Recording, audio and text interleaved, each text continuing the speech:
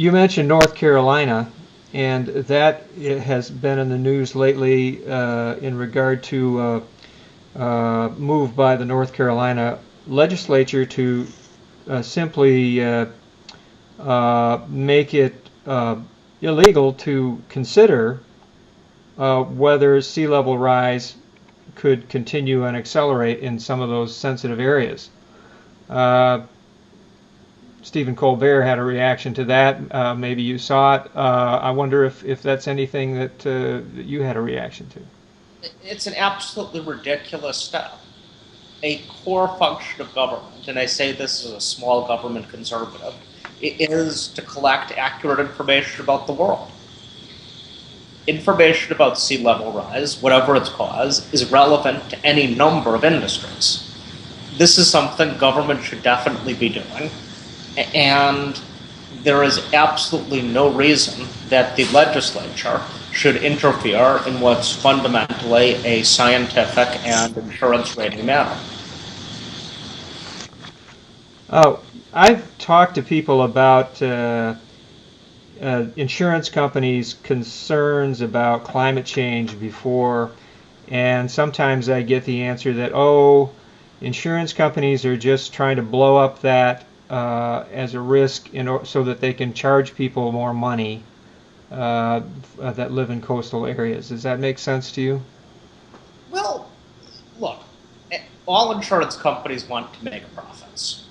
And of course, some of them will be inclined to exaggerate certain risks. So there's no doubt that some insurance companies in some places at some times may be inclined to overstate certain risks. Nonetheless, the reinsurance industry as a whole accepts the scientific consensus that human climate change has an effect. It is not, and will not be in the future, a major reason to raise rates in many places or to change them. There are so many factors that go into making an insurance rate, and human-caused climate change at a year-to-year basis is not among the top two or three, but it's probably among the top 15 or 20. So certainly it goes into the equation, and the major place, although not the only place it is considered, is in the pricing of the reinsurance, which is insurance for insurance companies that typically use when there's a catastrophic event like a storm. The reinsurers are the ones who probably put the most weight, spend the most time looking directly at climate change. Most primary admitted market insurers, companies like State Farm and Allstate, that are household names, know about climate change, acknowledge that it's real. It's not a major factor, nor should it be a major factor, in their own rating metrics. Uh, am I correct that in some states, particularly along the Gulf Coast, that insurance rates for some kinds of coastal dwellings have gone up, or am I wrong about that? You know, it's been the prices have been all over the place. In general, because of some changes in the requirements for companies to hold capital, rates are higher in almost all of those places than they were before Hurricane Katrina. On the other hand, they've generally been falling the past few years and were roughly stable last year. So the 10-year trajectory of rates is up. The 5-year trajectory of rates is down modestly in most coastal areas. And given that there are any number of things that go into setting a rate, this does not prove or disprove anything about climate change. It's just simply one factor that's considered. Right. No single factor is ever going to determine a rate entirely by itself. That isn't how insurance rating works. Okay. If some insurance company was to raise their rates based on their perceived concern about uh, sea level rise or catastrophic flooding, wouldn't their competitors simply move in and effectively be able to outcompete them or undercut them? Well, it doesn't quite work that way. Certainly, in the long run, yes. In the long run, a company that overestimated the risk of climate change would lose business and would eventually go out of business if they gravely overestimated the risk year to year. Uh, so yes, to some extent, that is what would happen.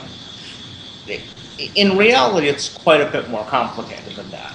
Since climate change, and particularly human-caused climate change, is a reasonably minor factor in setting insurance rates, there are plenty of other things that might outweigh an overestimate of climate change. Just as importantly, the reinsurers, not the primary insurers, are the ones who spend the most time and effort looking at climate change issues. And they are one step removed from the consumers. And they compete with one another, just like the primary insurers do. And a primary insurer, except for the very smallest, maybe, will usually buy reinsurance from more than one company. We'll put together a package of reinsurance through a broker.